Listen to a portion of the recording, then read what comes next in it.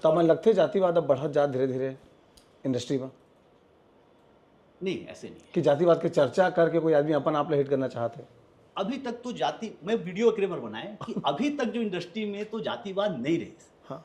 तो भाई एकल पहली भैया अगर हमन काकरो नाम ले थन, अगर हमन कहा थन कि दिलीप सडंगी जी तो जज की सम्राट, ये पहचान है ओकर। दुकाली यादव जी जज की सम्राट, ओकर पहचान है।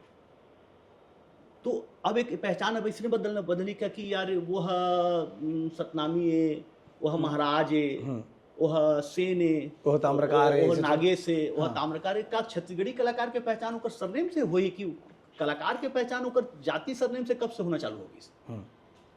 अगर हम आज किशोर कुमार जी गाना सुनथन तो जब गाना सुनथन वो मेरे दिल के चैन, चाहे मेरे नैना सावन भादो, तो हम ये सोचतन का कि ये कहा जाती कि यार कौन सिंगरी से कहा जाते, हम तो ऊपर कला ला सुनथन ना, तो मुला लगी इसकी कलाकार के तो कोई जाति नहीं हो, कोई धर्म नहीं हो, कलाकार के धर्म में ऊपर कला है और जनता ऊपर भगवान है। ठीक है। तो तेकरे स्थिति में अपन एक विचार रखें।